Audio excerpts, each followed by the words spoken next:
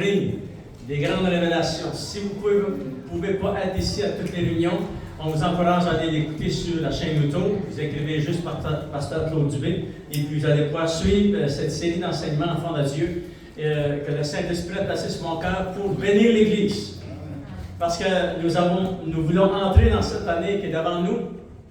On veut la rentrer avec la prière, mais aussi avec les révélations de la parole de Dieu, en sachant que notre Dieu est plus grand que tout. Il est tout puissant, enfant de Dieu. Et le thème de cette année, enfant de Dieu, c'est Dieu agira en rapport avec les proportions de sa grandeur. C'est lui qui est grand, nous sommes ses enfants. Alléluia. Et notre Père prend soin de ses enfants, prend soin de son peuple. C'est lui qui est grand, il est tout puissant, enfant de Dieu. Et si vous voulez, on va retourner ensemble dans Marc chapitre 10. Et Jésus va faire cette déclaration puissante dans Jean chapitre 10. Alléluia. Et qui, de ces quelques versets, a commencé ce thème qu'on va développer ensemble, enfants de Dieu. Vous l'avez aussi écrit sur le bulletin de l'Église. On vous encourage à prendre le bulletin de l'Église, gardez-le avec vous. Vous avez le terme sur le devant du bulletin, mais aussi à l'intérieur, vous avez les 7 révélations qui vont avec ce terme.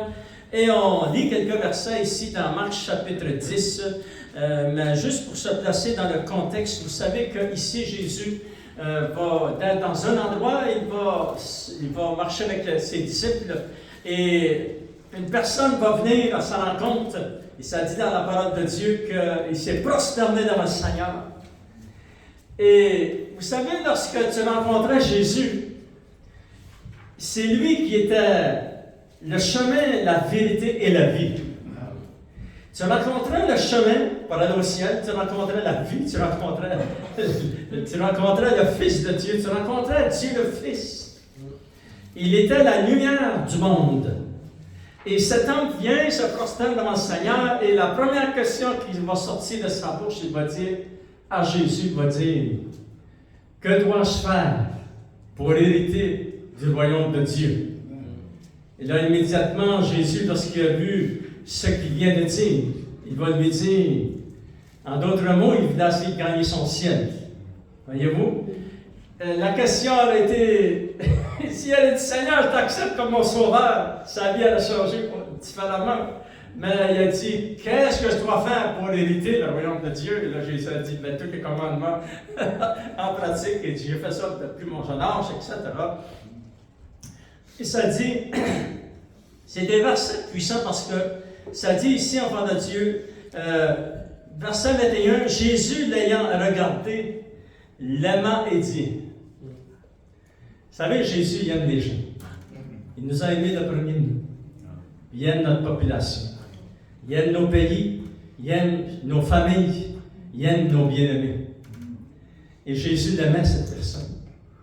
Il va lui dire, va vendre tout ce que tu as. Donne-le aux pauvres. Prends ça bien et suis-moi. Mais vous vous souvenez de la question qui avait été posée? Il avait demandé au Seigneur comment gagner son ciel. Et Jésus essayait de lui expliquer que tu ne peux pas gagner ton ciel. C'est par la foi que tu vas au ciel. En ce que Jésus a fait pour toi. Il y a une différence. Alléluia! Et enfant de Dieu, avec tout ce qui s'est déroulé ici, regardons dans Marc chapitre 10, verset 24. Les apôtres ont vu tout ce qui s'est passé. Et regardez ce qu'ils vont dire. Les disciples furent étonnés de ce que Jésus parlait ici. Et reprenant, il leur dit, mes enfants, qu'il est difficile à ceux qui se confient dans les richesses. C'est-à-dire, tu ne peux pas rentrer au ciel avec des richesses. Tu ne peux pas, faut pas que tu places ton amour dans les richesses. Place ton amour dans le Seigneur. Amen. Et là, il dit cela aux apôtres, il dit cela aux disciples. Et il dit au verset 25 qu'il est plus facile à un chameau de passer par le trou d'une aiguille qu'à un riche d'entrer dans le royaume de Dieu. Et les disciples furent encore plus étonnés. Et ils se dirent les uns aux autres, et qui peut être sauvé? Et Jésus les regarda et dit, cela était possible aux hommes. Et nous le savons, en fait, que c'est impossible à un homme qui se sauve lui-même. Mais non à Dieu. Parce que tout est possible à Dieu. Alléluia. Seigneur, au nom de Jésus, on te demande de nous, à partir de ces grandes révélations, de nous révéler les Saintes Écritures. Et tous les témoignages que nous allons voir, Seigneur, à travers la parole de Dieu, nous voulons recevoir des révélations aussi afin de les comprendre et afin de vivre la parole de Dieu et d'obéir aux Saintes Écritures, Seigneur, que tu puisses bénir ton peuple et ton Église. Et au nom de Jésus, nous t'avons prié. Amen, à lui soit la gloire. Jésus dit, enfant de Dieu, tout est possible à Dieu. Alléluia. Et c'est comme ça que le terme de l'année 2025 a commencé, enfant de Dieu. Et le Saint-Esprit a placé dans mon cœur cette explication, enfant de Dieu, qui vient de cette révélation lorsque Jésus dit « Tout est possible à Dieu ». Pourquoi tout est possible à Dieu et pourquoi Dieu va agir et travailler dans ta situation et dans ta maison avec toi cette année, enfant de Dieu? C'est parce que Dieu agira en rapport avec les proportions de sa grandeur. Vous savez, l'année 2025 est devant nous. Souvenez-vous toujours de ce que je vais vous mentionner parce que c'est très important la parole de Dieu. Pour comprendre, comprendre ce monde qui est devant nous et comprendre les événements de la fin, juste avant le retour du Seigneur, le Seigneur nous a donné dans 1 Corinthiens chapitre 10, verset 32, ça dit ceci. Dieu a divisé le monde en 3 parties. Il y a les nations. Ces gens-là sont à la recherche de Dieu, ils n'ont pas trouvé Dieu encore. Il y a le peuple d'Israël qui est en Israël à l'heure actuelle. Puis il y a l'Église de Dieu. Et lorsque tu reçois cette révélation et que tu crois ce que Dieu dit, Dieu la parle, a placé le monde en 3 parties. Nous, si tu es né de nouveau, tu es dans l'Église de Dieu. Et parce que Dieu, il travaille de différentes façons dans l'Église, et parmi les nations, et parmi le peuple d'Israël. Voyez-vous? Mais nous sommes dans l'Église. Et Dieu agira en rapport avec la proportion de sa grandeur. Parce que Jésus l'a dit, et lorsque Jésus va dire ces paroles, c'est pas juste un petit passant sur le bord de la rue qui dit cela. C'est Dieu le Fils. Il dit, il savait de quoi il parlait. Il sait ce qu'il va déclarer, c'est très puissant. Alléluia. Tout est possible à Dieu. Alléluia. Le Dieu que nous servons, tout est possible au Seigneur, enfant de Dieu.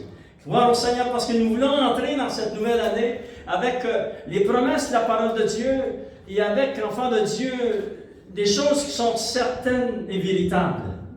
Comme il est dit dans l'Apocalypse, chapitre 21, verset 5 jusqu'au verset 7, on n'a pas le temps de le lire, mais ça dit, ce sont des paroles certaines et véritables.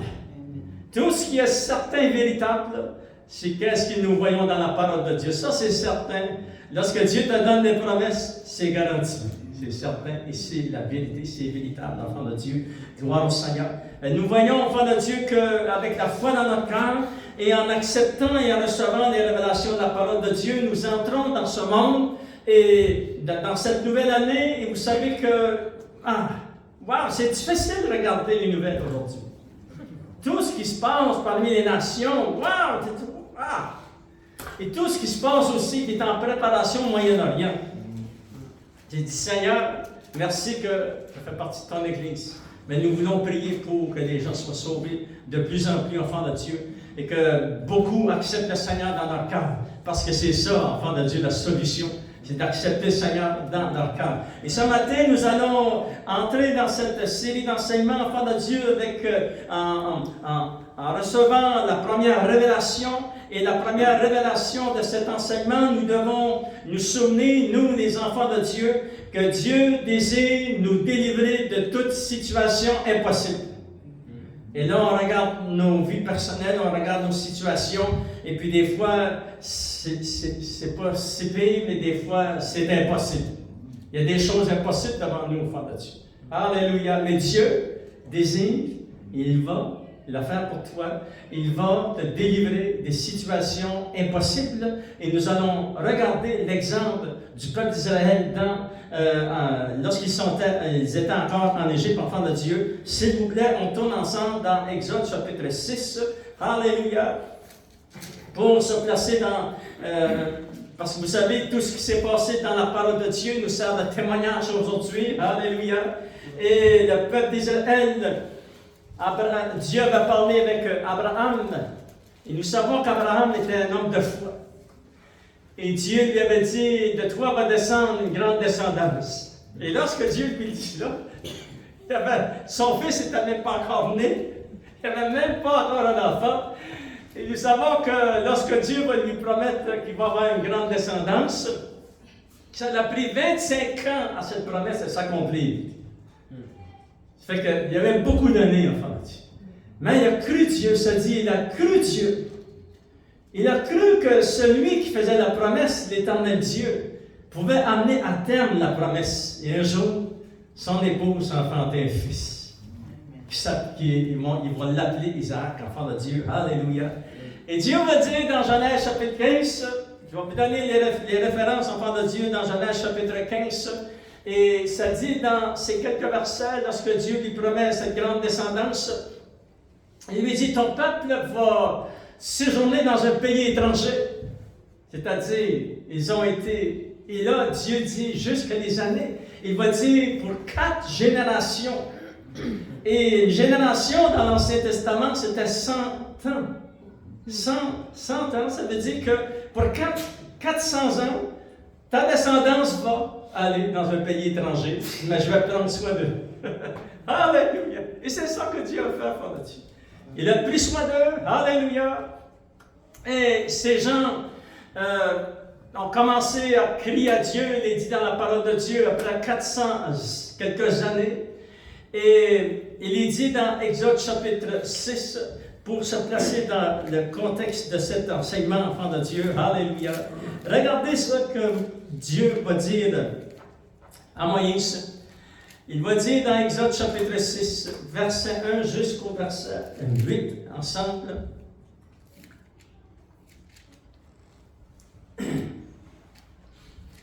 L'Éternel dit à Moïse, « Tu verras maintenant ce que je ferai à Pharaon. Une main puissante le forcera à les laisser aller. Une main puissante le forcera à les chasser de son pays. » Parce que vous savez que Pharaon représente les nations et que le peuple d'Israël, avec la population de quelque chose million de personnes, étaient tous devenus des esclaves sous une souffrance insupportable. Et Dieu dit à Moïse, cet homme va je vais étendre ma main, puis il va même les chasser du pays. Parce qu'il ne voulait pas les faire sortir du pays. Pharaon voulait les garder, parce que c'est tous les autres qui bâtissaient beaucoup de choses dans ce pays. Il est dit au verset 2, Dieu parlant encore à Moïse, il lui dit, je suis l'Éternel. Je suis apparu à Abraham, à Isaac et à Jacob, comme le Dieu Tout-Puissant. Wow, c'est puissant ça, pas là-dessus. Là, vous vous souvenez que lorsqu'il apparaît à Abraham, lorsqu'il apparaît à Isaac, lorsqu'il apparaît à Jacob, il y a entre eux et le peuple d'Israël aujourd'hui qui sont en Égypte 400 ans. Eux ne connaissent pas le Dieu Tout-Puissant. Abraham, il savait que Dieu était Tout-Puissant. Isaac et Jacob savaient. Dieu dit, je me suis révélé en eux comme étant le Dieu Tout-Puissant. Alléluia, c'est vrai, Père de Dieu. Il est le Dieu Tout-Puissant. Mais je n'ai pas été connu d'eux, c'est-à-dire le peuple à l'heure actuelle, 400 ans plus tard, sous mon nom, l'Éternel. J'ai aussi établi mon alliance avec eux pour leur donner le pays de Canaan, le pays de leur pèlerinage dans lequel ils ont séjourné. J'ai entendu le gémissement des enfants d'Israël, c'est-à-dire aujourd'hui, j'ai entendu le gémissement des enfants d'Israël. Le gémissement, c'est fort, ce qu'on parle de Dieu. C'est-à-dire, enfant de Dieu, que le peuple était vraiment dans la souffrance, que les Égyptiens tiennent dans la servitude. Et je me suis souvenu de mon alliance faite à Abraham, Isaac et Jacob. Il dit, c'est pourquoi. Dis aux enfants d'Israël, je suis l'Éternel, je vous affranchirai des travaux dont vous cherchez les Égyptiens. Je vous délivrerai de leur servitude et je vous sauverai. À bras étendus et par de grands jugements. Je vous prendrai pour mon peuple.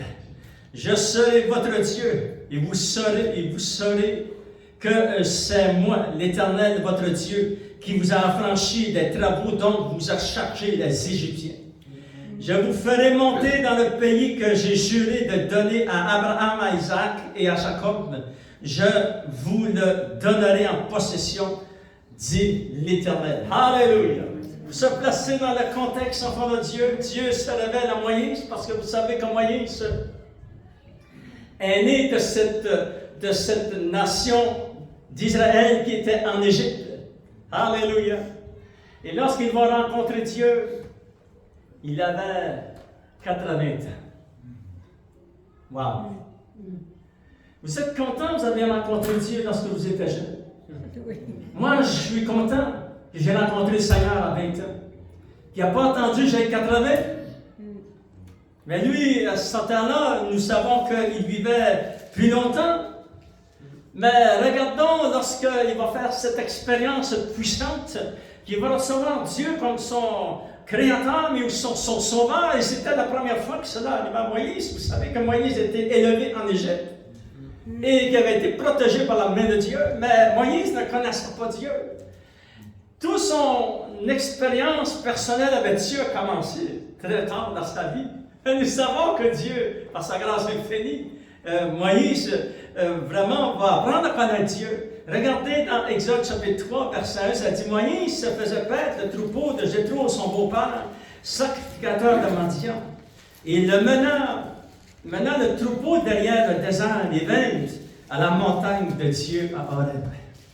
Et lorsqu'il était là avec son troupeau de brebis, ça dit, l'ange de l'Éternel lui est apparu dans une flamme de feu et au milieu d'un buisson. Et Moïse regarda, et voici, le buisson était tout en feu, et le buisson ne se consumait point. Et Moïse a réalisé qu'il y avait quelque chose qui se déroulait. Et Moïse dit, je veux me détourner pour voir quelle est cette grande vision. Pourquoi le buisson ne se consume point? Et l'Éternel vit qu'il se détournait pour voir. Et Dieu l'appela du milieu du buisson, il dit, Moïse, Moïse. Il répondit, me voici. Et Dieu dit, n'approche pas d'ici. Ôte tes souliers de tes pieds, car le lieu sur lequel tu te tiens est une terre sainte. Il ajouta, je suis le Dieu de ton père, le Dieu d'Abraham, le Dieu d'Isaac et le Dieu de Jacob. Et Moïse, lorsqu'il entendit ces paroles, il dit, il se cacha le visage, car il craignait de regarder Dieu. Alléluia! C'est cette nouvelle naissance. Gloire au Seigneur. Dieu, enfant de Dieu, Dieu s'est révélé à Moïse. Et immédiatement, lorsqu'il parle à Moïse, regardez ce qu'il va lui dire. Il va lui dire, Moïse, je suis venu. Et j'ai venu moi-même pour voir si c'était exact ce que mon peuple souffrait ici, dans ce pays.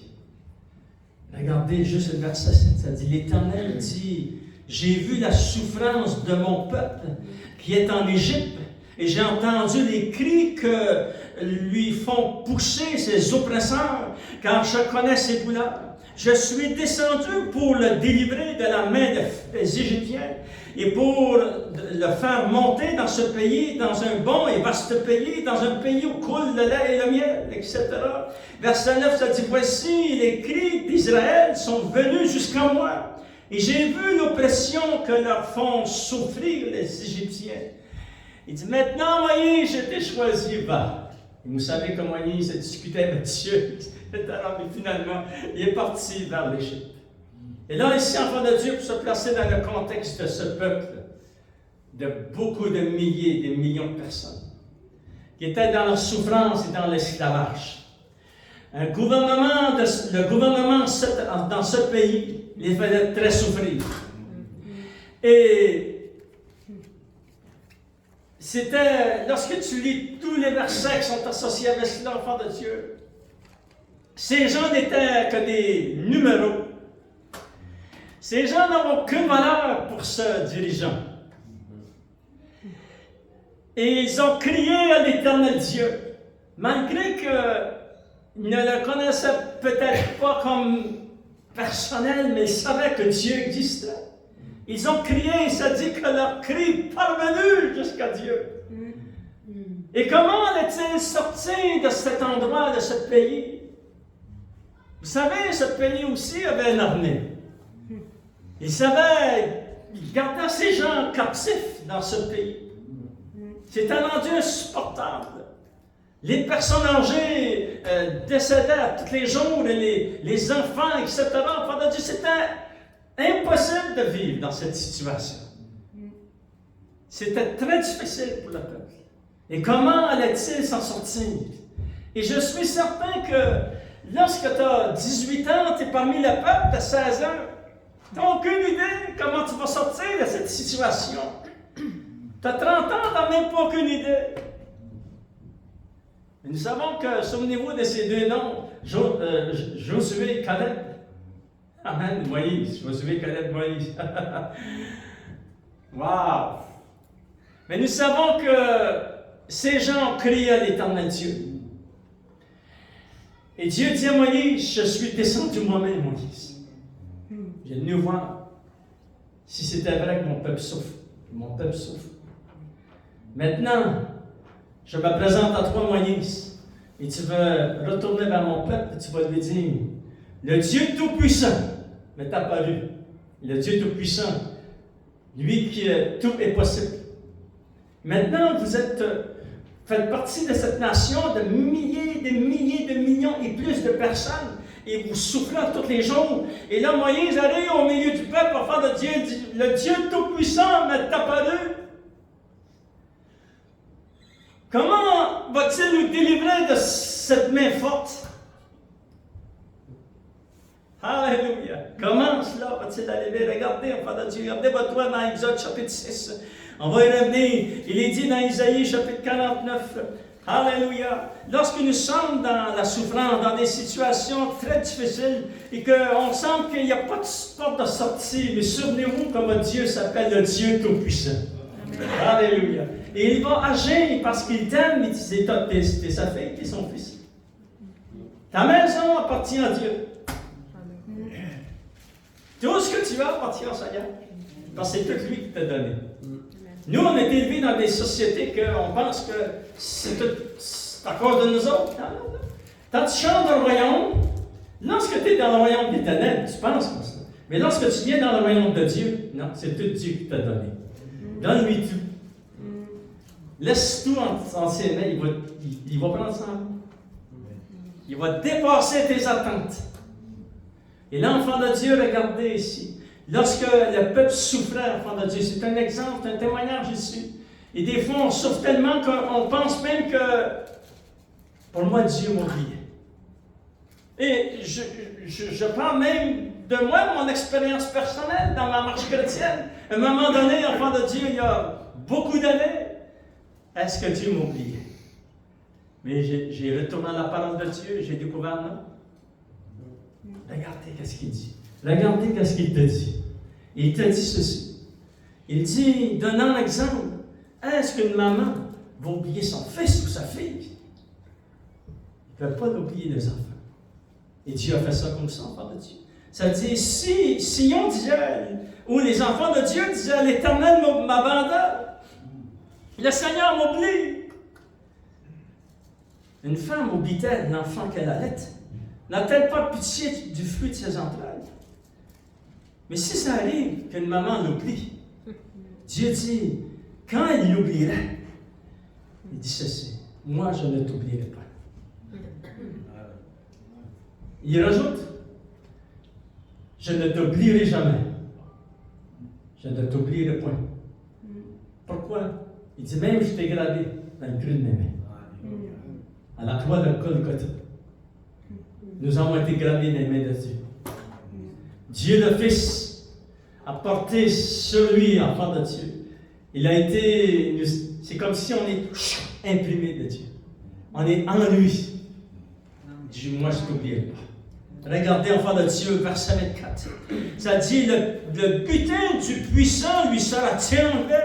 Donnant l'exemple du peuple d'Israël en Égypte, et donnant notre exemple à nous, enfants de Dieu, dans des situations très difficiles où on sent qu'il n'y a plus de chemin, est-ce que le butin du puissant, lui qui est plus puissant que nous, soit l'ennemi ou soit notre adversaire, ou soit des choses qui sont au-delà de nos forces, est-ce que le butin du puissant lui sera enlevé? Et la capture faite sur le juste échappera-t-elle? Oui, dit l'Éternel.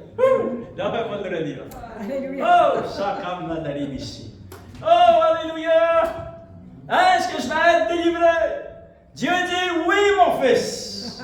C'est Dieu qui dit cela. Regardez, il dit oui, dit l'Éternel, la capture du puissant lui sera enlevée, et le butin du tyran lui échappera. Je combattrai tes ennemis et je sauverai tes fils. Alléluia. Je ferai manger à tes oppresseurs dans leur propre chair. Et ça, enfant de Dieu, c'est pas par hasard que c'est là, mais je n'ai pas le temps de vous expliquer ça ce matin.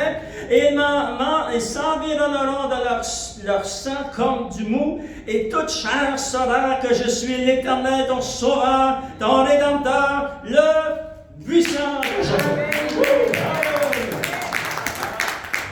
Alléluia. Nous servons le Dieu tout-puissant, enfant de Dieu.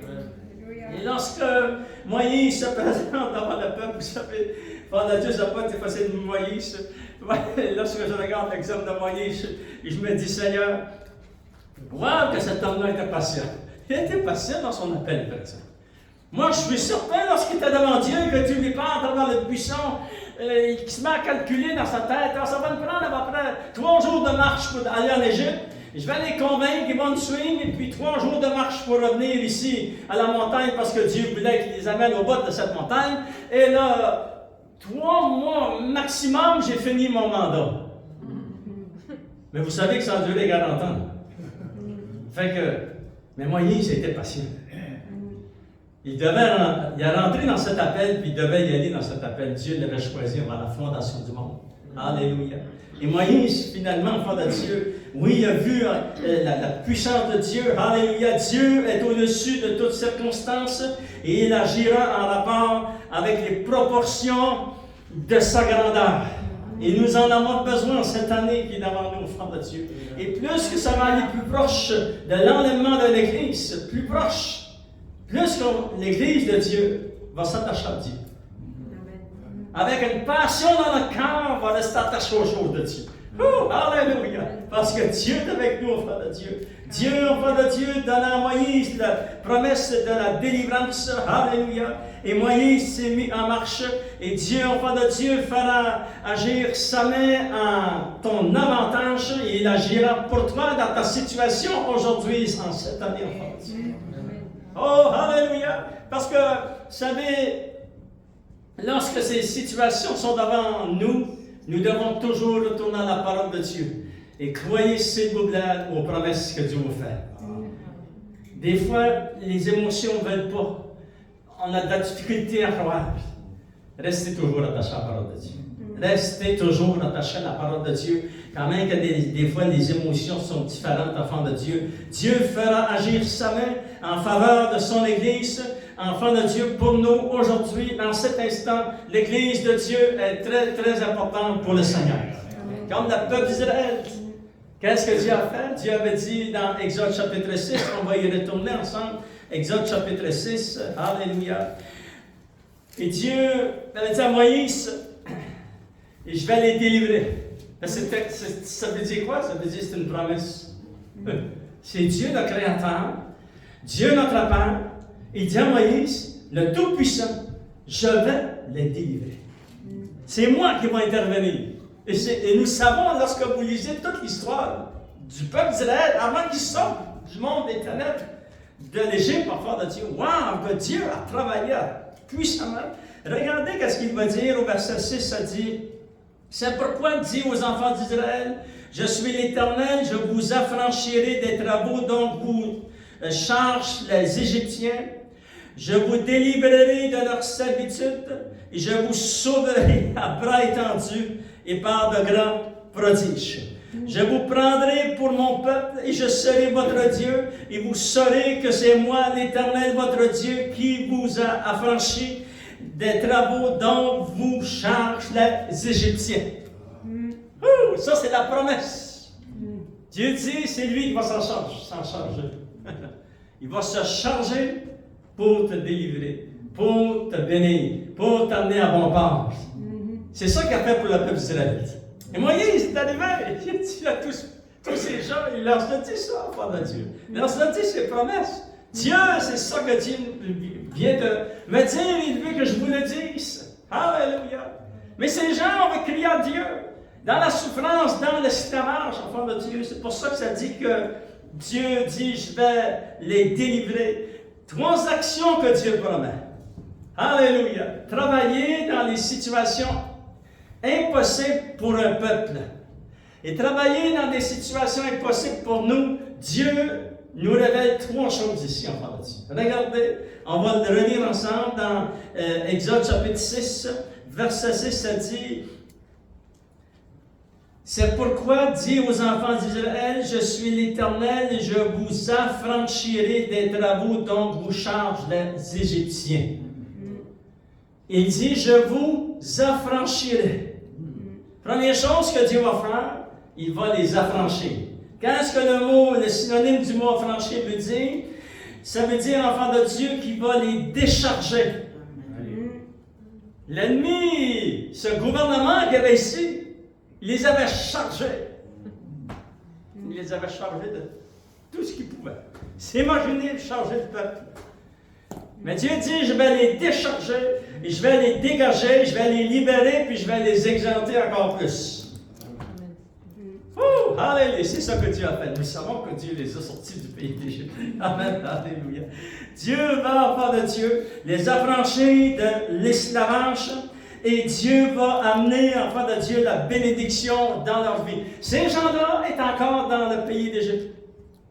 J'aimerais vous expliquer quelque chose de très puissant. Ces gens ne savaient pas comment ils allaient en sortir. Dieu dit, je vais m'en charger. Je vais vous affranchir. Et je vais vous amener, et nous savons que lorsque nous lisons la parole de Dieu, nous découvrons que ces gens qui étaient dans ce pays, sous l'esclavage, et chargés de coups, etc., ces gens ne savaient pas qu'ils allaient entrer dans un miracle qui allait durer 40 années. Nous, dans l'Église de Dieu, on a souvent entendu parler de miracles, mais c'est des miracles instantanés. Dans un instant, tout a changé. Mais n'oubliez pas ceci, le peuple d'Israël a vécu dans un miracle qui a duré 40 ans. C'est beaucoup ça. Ça prend la main de Dieu. Alléluia! Et Dieu, enfant de Dieu, ce miracle a duré 40 ans, et eux sont sous l'esclavage, sont encore en Égypte, ça crie, ça pleure, ils sont en train de mourir, etc. Et Dieu dit, maintenant j'ai préparé, je vais les sortir, les affranchir, et puis je vais les faire entrer dans un miracle qui va durer 40 ans. Regardez dans Deutéronome chapitre 29, excusez. Gardez toujours votre doigt dans Exode chapitre 6, parce qu'on va y revenir, enfant de Dieu. Ça dit, Deutéronome chapitre 29, verset 2. C'est encore Moïse, parce que vous savez que Moïse n'était pas parti encore dans la gloire de Dieu. Et ici, ça dit qu'il va dire au peuple, Moïse convoqua tout Israël et il leur dit, vous avez vu tout ce que l'Éternel a fait sous vos yeux dans le pays d'Égypte. Maintenant, ils sont assortis de l'esclavage. Dieu les avait affranchis. Dieu vous a fait sortir dans le pays du pays d'Égypte, à Pharaon, à tous ses serviteurs et tout son pays, ce que Dieu a fait à Pharaon et tous ses serviteurs et tout son pays, les grandes épreuves que tes yeux ont vues, ces miracles et ces grands prodiges. Mais jusqu'à ce jour, l'Éternel ne vous a pas donné un cœur pour comprendre et des yeux pour voir, des oreilles pour entendre. Je t'ai conduit pendant 40 années dans le désert et tes vêtements ne se sont point usés sur toi et ton soulier ne s'est point usé à ton pied. Vous savez, aujourd'hui, on s'achète des chaussures, on s'achète on va au magasin, on s'achète des chaussures, 3 mois plus tard, c'est fini. Alors, vous savez comme moi. Mais ici, c'était dans le désert, Dieu a juste agi à leurs chaussures pendant 40 années. Voilà. C'est un miracle. Leurs vêtements, et ça dit même dans la parole de Dieu que leur corps, fort de Dieu, était gardé en santé. Et que chaque jour, la nourriture descendait du ciel. Wow, c'est puissant, ça, fort de Dieu. C'est un miracle qui a duré 40 ans. Dieu avait dit, je vais vous affranchir. Oh, alléluia! Et le Seigneur va nous affranchir. Cette année, si on rencontre des épreuves, et si vous avez des épreuves aujourd'hui en faveur de Dieu, Dieu va vous affranchir. Comment le fera-t-il? Il est tout-puissant. Souvenez-vous de ce verset que je vais vous citer dans 1 Corinthiens chapitre 12, versets 1, 2, 3 et 4. Mais un de ces versets dit ceci. Dieu est le Dieu de diversité. Ça veut dire ça qu'il utilise une méthode pour travailler dans une situation. Un autre est dans la même situation, il peut utiliser une autre méthode. Il peut utiliser une autre méthode pour une autre personne. Il peut utiliser une méthode pour le peuple d'Israël. Dieu est illimité.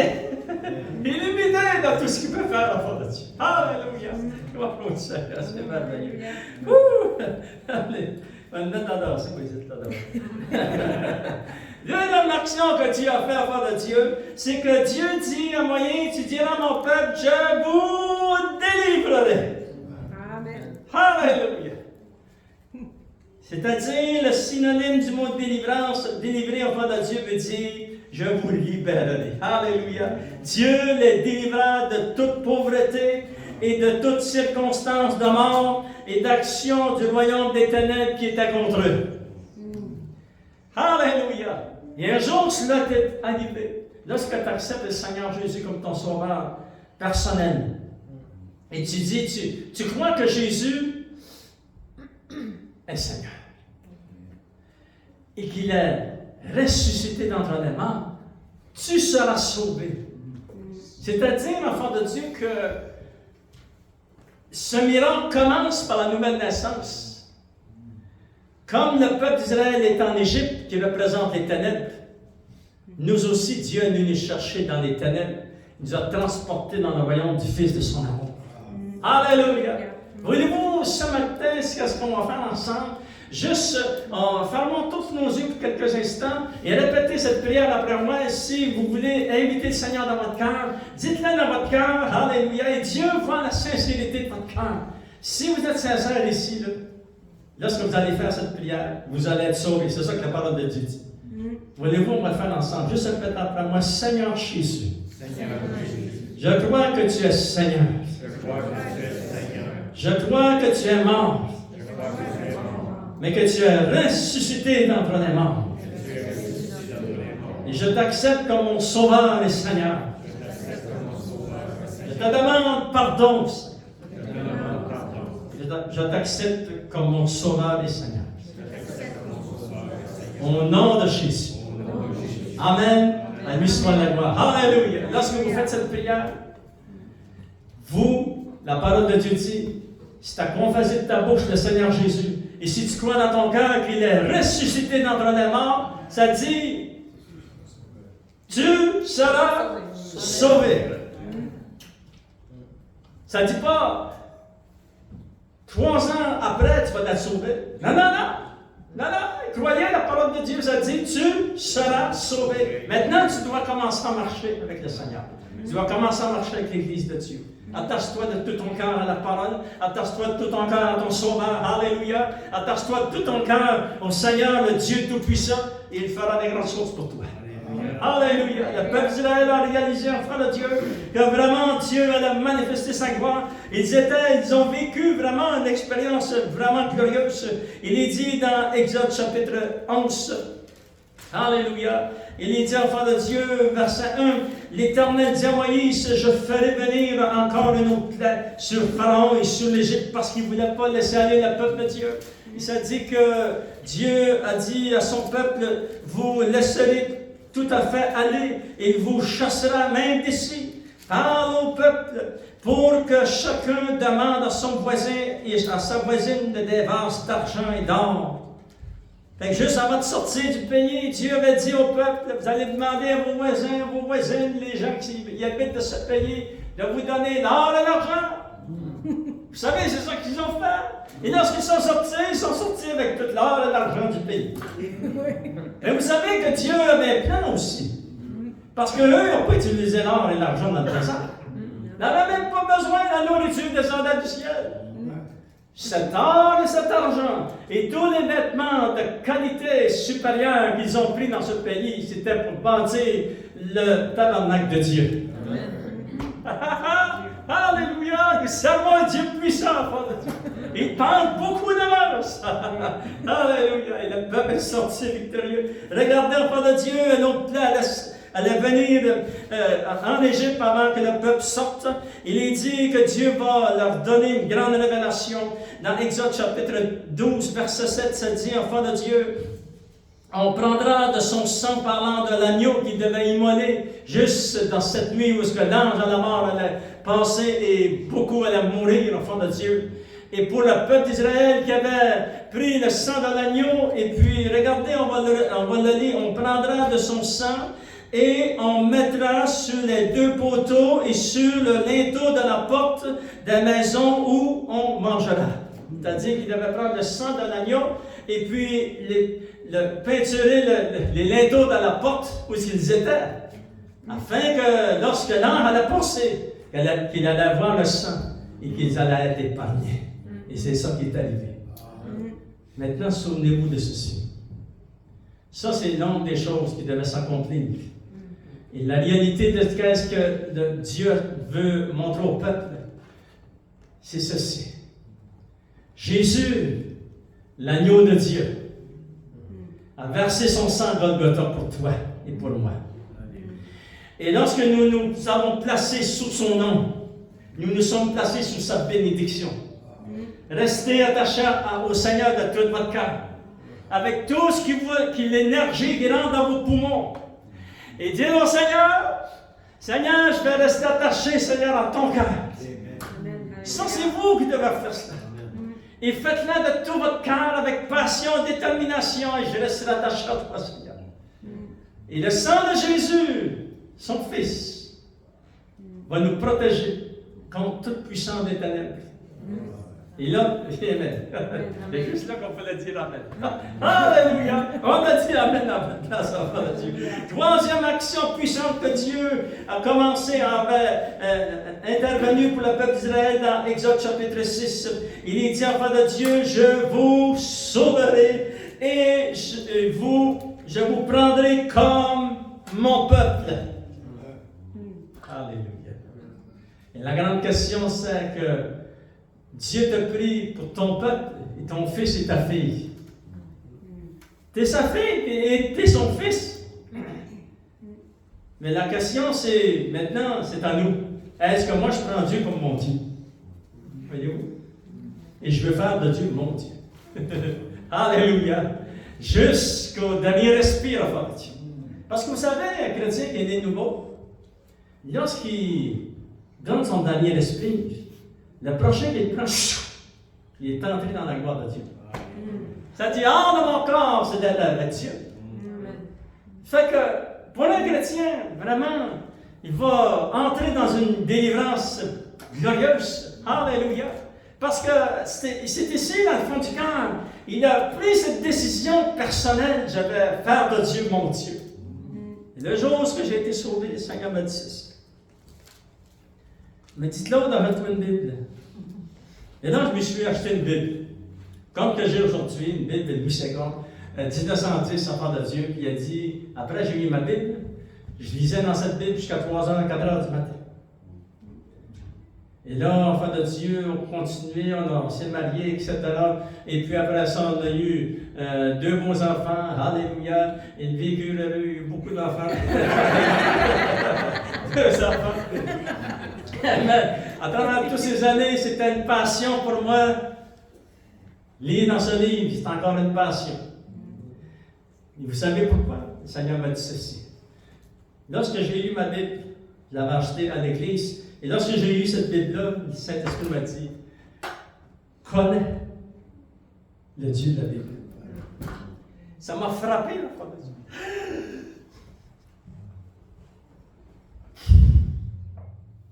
Je dois apprendre à connaître le Dieu de la Bible.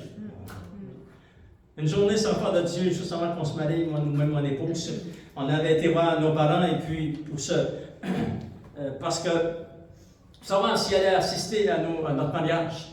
Et lorsqu'on est entré dans cette maison, où ma mère était, ça n'a pas très bien été. Mais il y avait un de mes frères, aujourd'hui, il est rendu pasteur. Et parce que ça n'avait pas bien tourné, il dit Claude, tu es venu ici, puis là, tu as parlé de Dieu, puis ça te fait toutes sortes de choses, puis tu t'en as. Fait que c'est comme, avec politesse, ils m'ont tiré dehors. Mais cette personne que, lorsque moi je suis parti avec Carmen, on n'était pas mariés, on s'est mariés à peu près 3 semaines après cet événement. Et il est arrivé chez eux, parce qu'il habitait juste le voisin, où est-ce qu'on avait été chez un de mes frères, et puis vieux de la famille.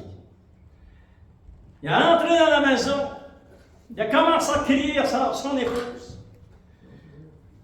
Ils ont dit, il criait, aujourd'hui il est femme de pasteur, vous savez, mais il criait, il disait, ils l'ont trouvé, il criait dans la maison. Non, sa femme a dit, c'est quoi qu'ils ont trouvé? Il a dit, ils ont trouvé Dieu. Mais sa femme a dit, ah, où est-ce qu'ils l'ont trouvé? Mais il a dit, il y avait une Bible. Il doit l'avoir trouvé dans la Bible. Vraiment, c'était une bonne réponse.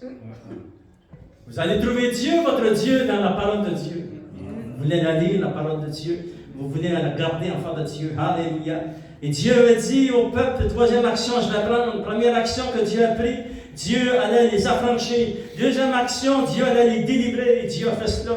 3e action, enfant de Dieu, Dieu allait les sauver. Il allait faire de son peuple. Alléluia. Et nous, enfants de Dieu, nous le savons. L'Église du Seigneur Jésus aujourd'hui, Dieu nous a sauvés, nous sommes dans son Église, il a fait de nous son peuple, et nous avons fait de lui notre Dieu. Alléluia! Dieu est bon, enfant de Dieu. Alléluia! Gloire au Seigneur. En terminant, enfant de Dieu, je vais inviter les musiciens, et puis j'aimerais juste vous lire dans l'Apocalypse chapitre 3 ensemble, quelques versets de la parole de Dieu. Pourquoi, enfant de Dieu, nous avons fait de Dieu notre Dieu? Il est dit dans Apocalypse chapitre 3, verset 7, ça dit, il crie à l'ange de l'église de Philadelphie. Voici ce que dit le Saint, le véritable, celui qui a la clé de David, celui qui ouvre que personne ne fermera. Écoutez bien vos promesses pour vous, enfants de Dieu. Dieu va ouvrir des portes pour vous. Et comme j'ai dit il y a 1 an et demi, 2 ans, à l'église, vous allez entrer, enfants de Dieu, dans des maisons que vous n'avez pas bâties. N'oubliez jamais l'Éternel Dieu. Le peuple d'Israël se sentait dans l'esclavage. Dieu dit, je vais vous emmener dans un pays d'abondance. Mais n'oubliez pas Dieu. Il a dit, ils oubliaient l'Éternel Dieu. Mais nous, on ne peut pas oublier ça. Alléluia. Parce que notre salut est trop important. Notre relation avec Dieu est trop importante. Et Dieu va vous bénir, enfants de Dieu. Il est dit, il va ouvrir des portes que personne ne peut fermer. Il s'est dit, je connais tes œuvres, voici parce que tu as peu de puissance et que tu as gardé ma parole. Et là, on dit Amen. C'est ça le secret, garder la parole et que tu n'as pas renié mon nom. J'ai mis devant toi une porte ouverte que personne ne peut fermer. Voici, je te donne de ceux de la synagogue de Satan qui se disent juifs et ne le sont pas, mais qui mentent. Voici, je les fais venir, se prosterner à tes pieds et connaître que je t'ai aimé. Et parce que tu as gardé la parole de la persévérance en moi, je te garderai. Aussi à l'heure de la tentation qui va venir sur le monde entier. Les 100 enfants de Dieu n'attendaient pas ça, c'est déjà là. La tentation dans le monde entier est devant nos yeux. Regardez la parole de Dieu. Ça dit, pour éprouver les habitants de la terre, je viens bientôt, retiens ce que tu as, afin que personne ne prenne ta couronne. Et celui qui vaincra, je ferai de lui une colonne dans le temple de mon Dieu. Et n'en sortira plus, j'écrirai sur lui le nom de mon Dieu, le nom de la ville de mon Dieu, et de la nouvelle Jérusalem qui descend du ciel auprès de mon Dieu, et mon nom nouveau. Que celui qui a des oreilles entende ce que le Saint-Esprit dit aux églises. Lèvons-nous tous ensemble, enfants de Dieu. Alléluia. Seigneur, on te demande de bénir ton peuple, de bénir, Seigneur, ton Église au nom de Jésus. Merci, Seigneur, que tu ne changes point. Alléluia, comme tu l'avais promis au peuple d'Israël qui était dans la souffrance, dans des situations impossibles. Seigneur, tu es devenu le Dieu Tout-Puissant pour eux, Seigneur. Parce que c'est ça que tu es le Dieu Tout-Puissant. Tu les as affranchis, tu les as délivrés, tu les as sauvés, tu es devenu un Dieu. Et Seigneur, c'est la même chose aujourd'hui, tu es notre Dieu. Et Seigneur, tu vas ouvrir des portes que personne ne peut fermer. Je te demande au nom de Jésus d'activer ta puissance pour tous ceux, Seigneur, qui crient à toi, Seigneur. Alléluia. Et au nom de Jésus, que tu puisses accomplir, comme tu l'as dit dans les promesses de la parole de Dieu. Tu accomplis les signes, miracles et les prodiges. Tu es le Dieu Tout-Puissant et tu ne changes point. Alléluia. Seigneur, interviens en faveur de ton Église, de ton peuple, de nos maisons, de nos foyers, de tous ceux qui t'acceptent comme leur sauveur et Seigneur. Alléluia. On te donne toute l'honneur, la gloire et la puissance, Seigneur, au Dieu.